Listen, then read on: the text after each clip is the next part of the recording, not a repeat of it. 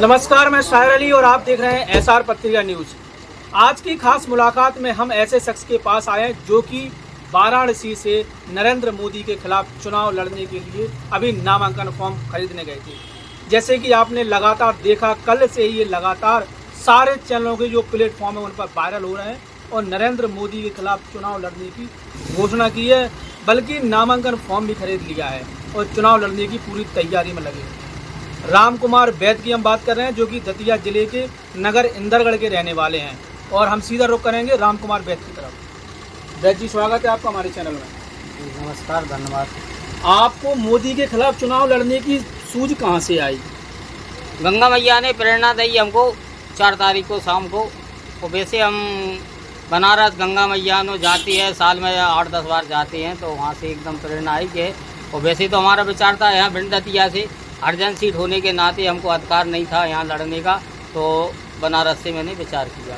तो नरेंद्र मोदी के खिलाफ ही क्यों?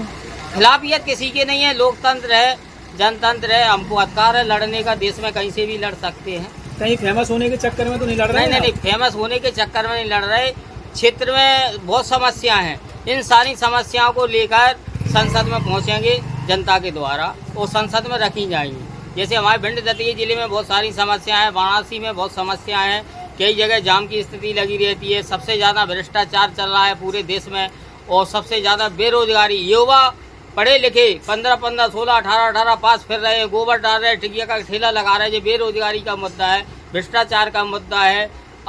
रेलवे लाइन नहीं है हमारे भिंड दतिया में, कॉन्ट्रैक्ट कहीं से भी रात को परेशान हो, कई जगह जाम लग जाता है। छोटी छोटी तहसीलें हैं, इंदरगढ़ है, गोवाद है, मेहगांव है, भांडेर है, ऐसी कई तहसीलों में 4-4 घंटे जाम लगा रहता है। एम्बुलेंस फंसी रहती है, कभी कभी कई मरीज उसी एम्बुलेंस में ही ख़त्म हो जाते हैं। ऐसी बहुत सारी समस्याओं को लेकर हम संसद में पहुंचना चाहते हैं जनता के द्वारा, इसलिए मैंने वाराणसी से चुनाव लड़ने का तय किया है। लेकिन मोदी जी तो कहते हैं, भाजपा भी कहती है, सरकार कहती है हमने बहुत सारे काम करवाए हैं। और भाजपा कहती है, वो कागजों में कह रही है, ऊपर के लेवल पे चल रही है, नीचे धरातल में तो देखा नहीं किसी ने। मोदी को वहाँ तक खबर पहुँच नहीं पाती है, नीचे के लोग बाग गोलमोल कर देते हैं, कागजों में काम चलते हैं, सच्चाई में तो है नहीं। अब अपन गांव के हैं, देहाती लोग हैं, अपन गांव में घूमे तो हमें मालूम है क्या किसान की समस्या है, कितना किसान परेशान है, कितना बेरोजगार है। चाट का ठेला लगा रहा है, 18 पास मोड़ा, क्या ये बेरोजगारी नहीं है? पेट भर रहे, बाल बच्चे कैसे पालेंगे? यही समस्याएं, भ्रष्टाचार है। कोनो दफ्तर में चले जाओ, बिना दक्षिणा के कुछ काम नहीं होता है, नहीं तो चक्कर लगाते रहो कई सालों तक, कई महीनों तक। ये बहुत सारी सबसे ज़्यादा समस्या है देश में भ्रष्टाचार की और बेरोजगारी की। बेरोजगार जनता बहुत है, युवा बहुत हैं, बच्चियाँ बहुत बेरोजगार हैं। तो आपके साथ ऐसा कभी हुआ कि आप किसी दफ्तर में गए हों और जो है काम के लिए पैसे आपको देने पड़े हों?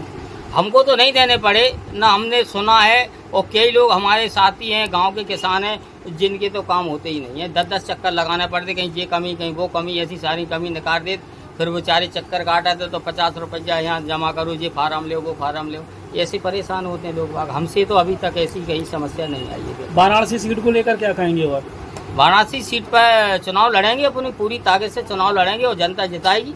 तो फार्म भरने कब जा रहे हैं आप? 14 तारीख का समय दिया है हमको, 12:30 बजे का।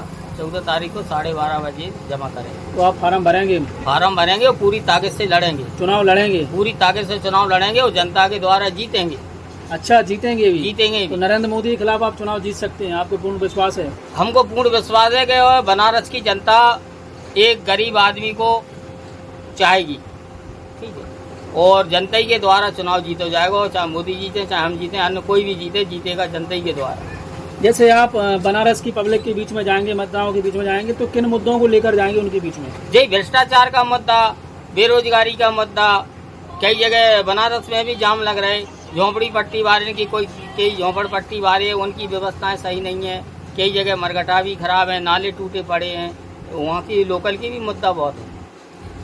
जैसे कि आपने सुना, हमारे साथ जुड़े हुए थे राम कुमार गुप्ता उर्फ वैद, जो कि बनारस सीट से नरेंद्र मोदी के खिलाफ चुनाव लड़ेंगे और मतदाताओं के बीच में जाकर भ्रष्टाचारी हो, चाहे बेरोजगारी हो, चाहे स्वास्थ्य हो, चाहे किसान हो, चाहे महिलाएं हो, या अन्य कोई भी समस्याएं हो, इनको लेकर पब्लिक के बीच में जाएंगे और अपील करेंगे कि इनको जिताएं।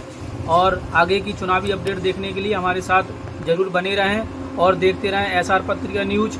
अगर आपको सच्ची और सटीक खबरें अगर आपको चाहिए तो हमारे सारे social platform YouTube, Facebook, Instagram पर आप फॉलो और सब्सक्राइब करना ना भूलें। SR पत्रिका न्यूज़। मत खोला जाए, जल्दी बंद हो जाएगी, जल्दी निकलने बंद हो जाएगी। अब उठिए, तुरंत पैक करके जाइए, आपके 2.5 घंटे का मौका है। दतिया मध्य प्रदेश किस लिए आए हैं? नामांकन खरीदने आए हैं लोकसभा चुनाव का। बंद हो जाएगा। हाँ, नामांकन कल्लार एक दिन क्या है? कल्लार रुपया एक दिन 25,000। किस पार्टी से भरेगी नामांकन? निर्दलीय भैया, पार्टी 12 लाख पैसा नहीं है हमारे पास।